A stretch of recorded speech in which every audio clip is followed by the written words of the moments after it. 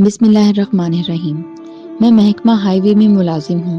سڑکوں کا معائنہ کرتا رہتا ہوں اور ان کی رپورٹ بنا کر اوپر بھیج دیتا ہوں۔ ایک بار مجھے گجرانوالہ میں پوسٹ کر دیا گیا۔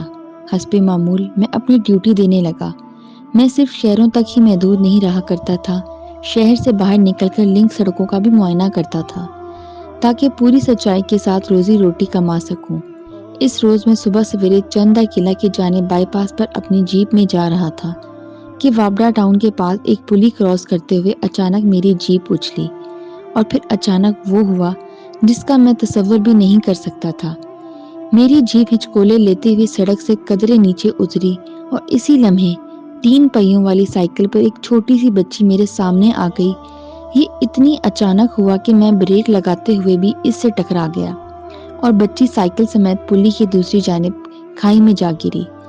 میرے ہوش اڑ گئے۔ میں چاہتا تو فرار ہو سکتا تھا، مگر اس جیسی میری بھی ایک بچی تھی، میں یہ جرم نہیں کر سکتا تھا۔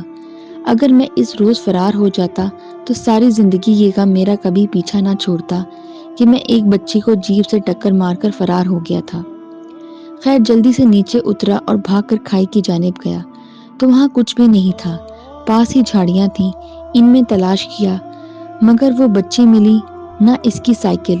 میرے پسینے چھوٹ گئے کہ یا الہی یہ بچی کہاں گئی۔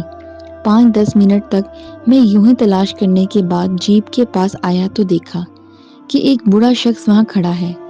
صاحب پریشان ہو گئے، نہیں ملی نا بچی۔ میں حیران ہو کر اس کو دیکھنے لگا۔ رومال سے ماتھے کا پسینہ صاف کیا۔ آپ نے دیکھا کیا؟ کہاں گئی وہ بچی؟ بڑا ڈھونڈا ہے اس کو، میں نے قدرے ہانپتے ہوئے کہا۔ صاحب وہ سایہ تھا، آصف تھا، یہ سمجھ لیں یا پھر یہ کہ آپ کا وہم تھا۔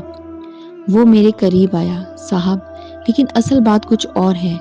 30 سال پرانی بات ہے، اس جگہ ویرانہ تھا، بس ایک گھر ہوا کرتا تھا، یہاں اب ساری کالونی بن گئی ہے۔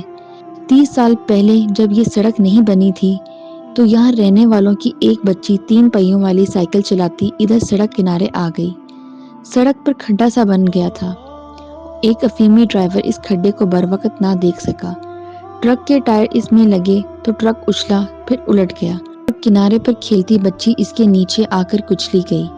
وہ دن اور آج کا دن، پلی پر جب بڑا کھڈا بنتا ہے وہ بچی اسی سائیکل پر یہاں نظر آتی ہے۔ لوگ گھبرا جاتے ہیں، کچھ تو بھاگ جاتے ہیں، کچھ آپ جیسے روک کر اس بچی کو تلاش کرتے ہیں۔ آپ جائیں اور اس بچی کے لیے دعا کرائیں کہ اللہ اس کی روح کو قرار دے۔ یہ کہانی ناقابل یقین تھی لیکن میرا تو اس واقعے سے واسطہ پڑ چکا تھا۔ میں نے بہت غور کیا اور پھر ایک یقین کے ساتھ میں نے واپس آ کر اس پلی اور کھڈے کی رپورٹ بنائی اور خود اپنی نگرانی میں کھڈے کا پکا علاج کرا دیا۔ پھر پلی پہ کھڑے ہو کر اس بچی کی روح کی چین کے لیے دعا کی جو مرنے کے بعد بھی دوسروں کو کسی حادثے سے بچانے کے لیے خود سڑک پر آ جاتی تھی۔